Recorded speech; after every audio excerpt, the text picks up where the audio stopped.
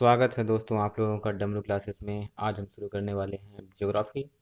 Geography में यहाँ पे आपको 1000 क्वेश्चनों की सीरीज दे दी जाएगी। चलिए बिना टाइम वेस्ट किए शुरुआत करते हैं। देखिए पहला क्वेश्चन आप देख रहा होगा कि डायमंड हार्बर और साल्ट लेक सिटी ये कहाँ पर स्थित है। तो ये है कलकत्ता में। और दूसरा फैक्ट आपको दिख पा रहा होगा, बैरोमीटर का पारा जब अचानक से नीचे गिरने लगता है तो मौसम का संकेत जो होता है, किस प्रकार के मौसम का संकेत होता है, तो उसका मतलब होता है एक तूफानी या चक्रवाती मौसम, मतलब तूफान आने की संभावना होती है। ये कब होती है? जब बैरोमीटर का पारा अचानक से नीचे गिरने लगता है। भारत और पाकिस्तान के बीच जब सीमा रेखा निर्धारित की गई थी तो उस सीमा रेखा का नाम क्या है? तो उसका नाम है रेड क्लिफ। रेड क्लिफ इसका इसलिए नाम है क्योंकि जिसने सीमा रेखा का जब विभाजन सौंपा गया था भारत को, तो रेड क्लिफ उसके अध्यक्ष थे और उन्होंने ही इसका निर्धारण किया था। पाकिस्तान और बांग्लादेश दोनों के लिए ही रेड क्लिफ रेखा नाम जाना जाएगा क्योंकि बांग्लादेश भी एक समय में पाकिस्तान का ही हिस्सा था। अगला फैक्ट आप देख पा रहे होंगे, गोबी मरुस्थल का पूछा गया है कहाँ पर स्थित है, तो उसका आंसर है मंगोलिया। मंगोलिया कहाँ पर स्थित है? मंगोलिया स्थित है, जैसे कि आप देख पा रहे होंगे, ये अगर रूस का एरिया है और ये अगर नीचे हम चीन माने है, और इधर इस साइड और इस साइड चीन है, तो चीन, चाइना और रसिया, इसके बीच में मंगोलिया है और मंगोलिया में ही इस साइड वेस्टर्न साइड में गोबी का मरुस्थल स्थित है। अगला फैक्ट चलिए हम देखते हैं। पा रहे हैं सोफिया किस देश की राजधानी है, तो उसका आंसर होगा बल्गेरिया। बल्गेरिया की राजधानी क्या है? सोफिया। मरुस्थलीय राष्ट्रीय पार्क मतलब डेजर्ट एक नेशनल पार्क है जिसकी स्थापना 1981 में की गई थी। तो यह आपको बताना है कि कहाँ पर स्थित है और एग्जैक्ट लोकेशन आपको बतानी है। जैसे कि यह आप जानते हैं मरुस्थली नाम जुड़ा हुआ है, तो भारत में मरुस्थल पाया जाता है राजस्थान के एरिया में। तो राजस्थान के बाड़मेर और जैसलमेर, ये दो डिस्ट्रिक्ट हैं जहाँ पे यह मरुस्थलीय राष्ट्रीय पार्क 1981 में जो बना था, यहाँ पे इसकी स्थापना हुई थी। तो ये यहाँ पर स्थित है, बाड़मेर और जैसलमेर। बाड़मेर और जैसलमेर यह पाकिस्तान के साइड वाले एरिया हैं जहाँ पे अपना बॉर्डर लगता है। अगला फैक्ट हम देखते हैं, जैसे कि एक पुस्तक का नाम है अड्डकुंडे। इस पुस्तक का नाम जो रिटर ने इसे लिखा था, तो इसमें उन्होंने क्या बताया था? ज्योग्राफी का अध्ययन किया था उन्होंने, महाद्वीपों का प्रादेशिक अध्ययन। महाद्वीपों का प्रादेशिक अध्ययन करने का मतलब यह होता है कि जैसे एशिया महाद्वीप है, जैसे एशिया महाद्वीप है तो इसका प्रादेशिक अध्ययन करना हुआ तो भारत और उपमहाद्वीप, जैसे भारत का अध्ययन करना हुआ तो भारत के साथ श्रीलंका, बांग्लादेश, नेपाल, भूटान और पाकिस्तान का अध्ययन करें। क्षेत्रीय अध्ययन पे करें, प्रादेशिक अध्ययन पे करें, तो इसको बोलते हैं प्रादेशिक अध्ययन। जैसा कि आप वर्तमान समय पे जानते होंगे कि हमारे पास पृथ्वी में 8 महाद्वीप हो चुके हैं। कितने महाद्वीप हो चुके हैं? 8 महाद्वीप। और 8वां महाद्वीप कौन सा है? तो 8वां महाद्वीप का नाम दिया है जीलैंडिया। जीलैंडिया आजकल वही हिस्सा है जिसपे न्यूजीलैंड, आपने नाम सुना होगा। न्यूजीलैंड को एक समय पे ऑस्ट्रेलिया का हिस्सा माना जाता था, पर वर्तमान में यह 8वां महाद्वीप है। अगला फैक्ट देखिए, धौली गंगा जल विद्युत परियोजना है जो है वह कहाँ पर स्थित है, तो उसका आंसर होगा उत्तर प्रदेश। उत्तर प्रदेश में धौली गंगा परियोजना है। इसको आप ऐसे याद रख सकते हैं कि धौली गंगा, गंगा पे धोने जाते हैं अपना पाप, तो गंगा को में जब धोने जाते हैं तो वह उत्तर प्रदेश में। पाप धोने कहाँ पे जाते हैं? बनारस या कि इलाहाबाद जाते हैं। तो ऐसे आप इस फैक्ट को याद कर सकते हैं। एरिड फॉरेस्ट रिसर्च इंस्टीट्यूट, तो एरिड का मतलब होता है शुष्क। एरिड का मतलब क्या होता है? शुष्क। तो ऐसे ही आप अनुमान लगा सकते हैं ये कहाँ स्थित होगा। शुष्क क्षेत्र कहाँ पर? अपने शुष्क क्षेत्र है अपने राजस्थान वाले एरिया में। तो यह एरिड इंस्टीट्यूट कहाँ पे है? जोधपुर में।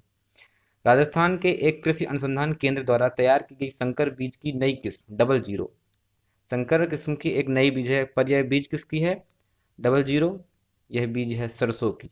किसकी है? सरसों। आप याद रखेंगे, सरसों की एक संकर की हुई बीज है जिसका नाम है डबल जीरो। अगला फैक्ट आप देखिए, एक ह्यूमन ज्योग्राफी जिसमें पढ़ा जाता है मानव का भूगोल, मानव भूगोल जिसमें अध्ययन किया जाता है, उनके उसके जन्मदाता का नाम पूछा गया है, तो वह है फ्रेडरिक रेटजेल। कौन है? फ्रेडरिक रेटजेल, ह्यूमन ज्योग्राफी के जन्मदाता। एक आपने खदान का नाम सुना होगा, कालगुरली। कालगुरली खदान एक तो ऑस्ट्रेलिया में है, यह फैक्ट आप याद रखिए। दूसरा फैक्ट यह है, याद रखिए कि स्वर्ण उत्पादन के लिए फेमस है। सोने की खदान है कालगुरली। कालगुरली आप याद रखिएगा ऑस्ट्रेलिया में है और स्वर्ण गोल्ड के लिए फेमस है। थारू एक जनजाति है जो कि कहाँ रहती है? उत्तराखंड में। भावनगर किस ऊर्जा के उत्पादन के लिए असीम संभावनाएं देता है? तो यह है ज्वारी ऊर्जा, टाइडल एनर्जी।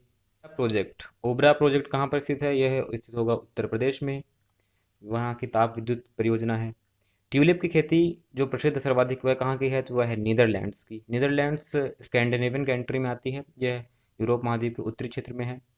भारत का प्रथम जल विद्युत केंद्र अगर देखें तो कौन सा है, तो भारत का प्रथम जल विद्युत केंद्र 1902 में सीवा समुद्रम, यह कर्नाटक में है।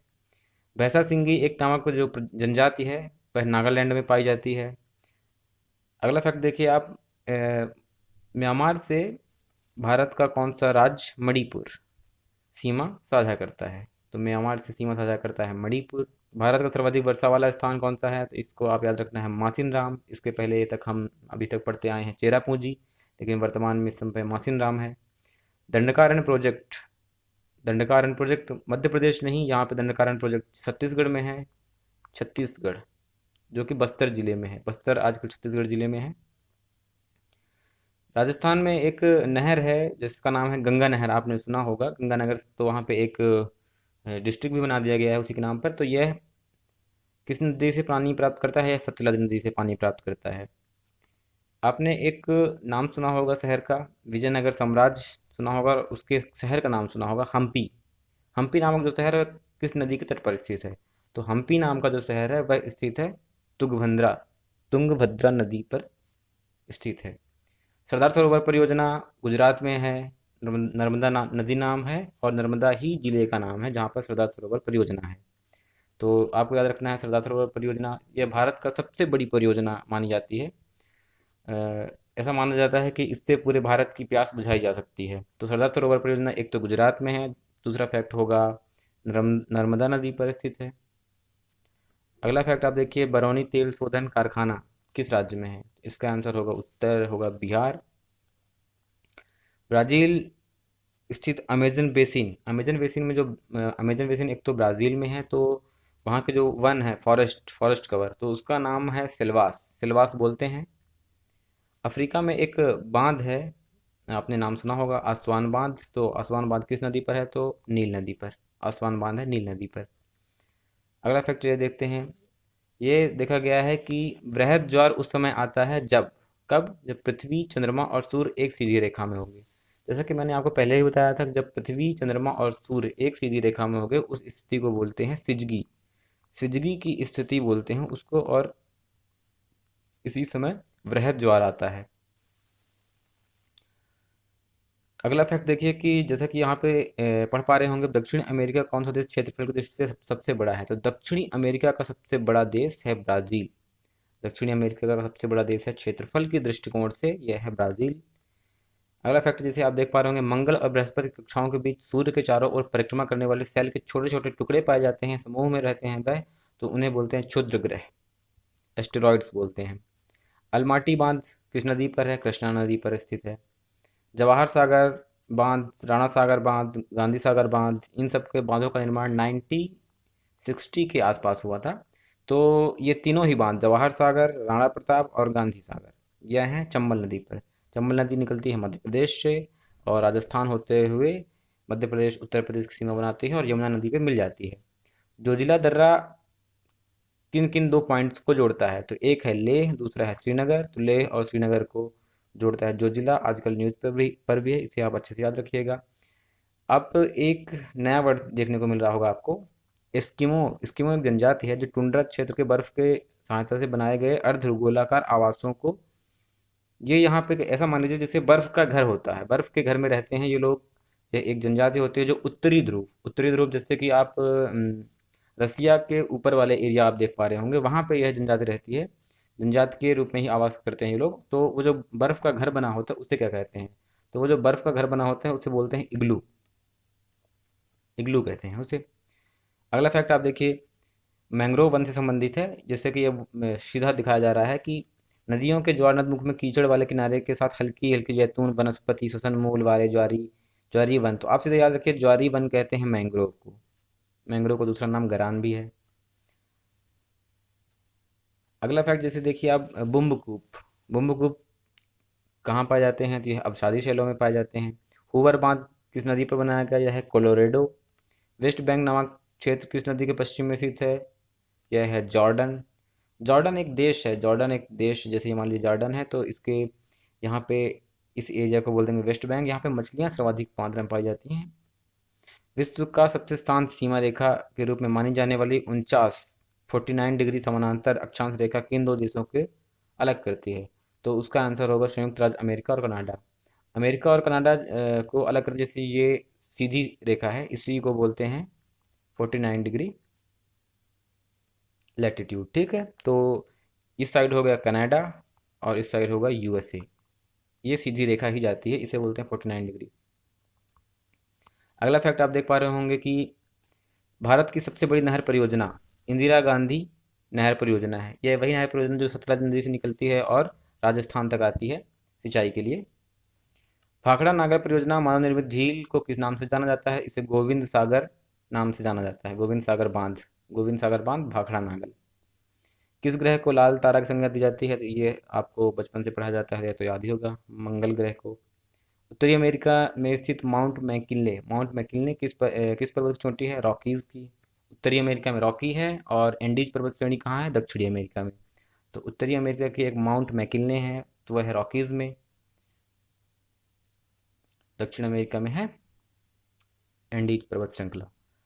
अगला फैक्ट, जैसे कि आप देख पा रहे होंगे, नीदरलैंड में समुद्र के लिए भूभाग को किस नाम से जाना जाता है? ये पोल्डर के नाम से जाना जाता है।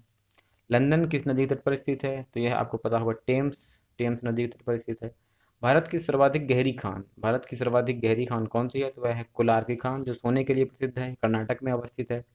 इसरो इसरो का हेडक्वार्टर कहाँ है? इसरो का हेडक्वार्टर है बेंगलुरु में।